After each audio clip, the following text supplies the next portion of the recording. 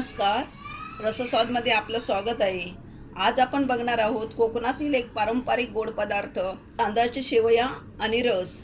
ह्याला शिरवळ्या पण म्हटले जातात. या व्हिडिओची रिक्वेस्ट केल्याबद्दल सुचिता कंगुटकर यांचे मी आभार मानते. त्यासाठी लागणारे साहित्य आपण बघूया. शेवयांसाठी 1 वाटी तांदळाचं बारीक पीठ, रसासाठी अर्धा नारळ छोटा घेतला आहे, पाव चमचा जिरं, 6 वेलची, चिमूटभर मीठ, 3 चमचे साखर.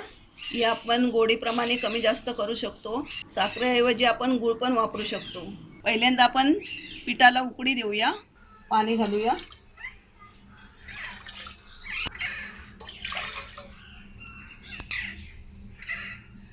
एक वाटी पिठाला आपण 1.25 वाटी पाणी घेतलं आहे. अर्धा चमचा आपण मीठ घालूया. पाण्याला उकळी आली. आता गॅस आपण स्लो करूया. तांदळाचं पीठ घालूया आणि चांगलं आता आपण हे परतून घेऊया.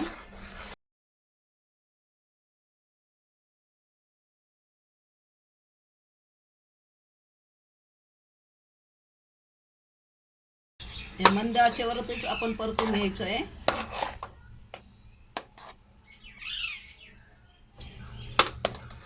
एक दीड मिनिटाच परतायचं आहे आपल्याला. आपलं परतून झालं आहे. आता गॅस बंद करूया. पीठ आता मळून घेऊया. तेल लावून घेतलं आहे हाताला आणि हे आता जरा थंड झालं आहे. मोदकाचं कसं गरम गरम मळायला लागतं तसं हे जरा थंड झाल्यानंतर मळायचं. मोदकापेक्षा आपण ह्यामध्ये पाणी जरा जास्त ठेवलं आहे. मोदकासाठी आपल्याला हे पीठ घट्ट लागतं, तसं हे जरासं मोदकापेक्षा ढिल्लं पाहिजे.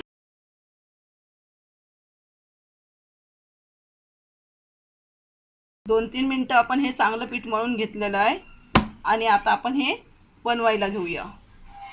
असं आपण पिठाचा गोळा बनवला आहे. आपण चकलीचा साचा घेतला आहे. त्यामध्ये आपण शेवयाची बारीक चाळण टाकली आहे आणि हा पिठाचा गोळा आता आतमध्ये घालून घेऊया.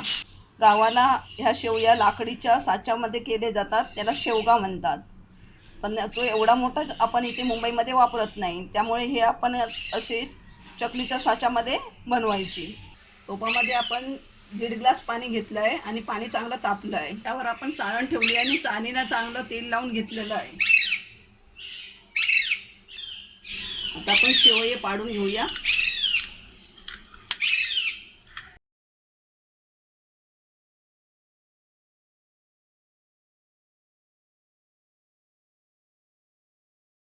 शेवये आपले पाडून झाले आहेत आणि गावाला अशा पद्धतीत लांब केले जातात. आता आपण यावरती झाकण ठेवूया. फुल गॅसवर आपली 5 मिनिटं झालेली आहे.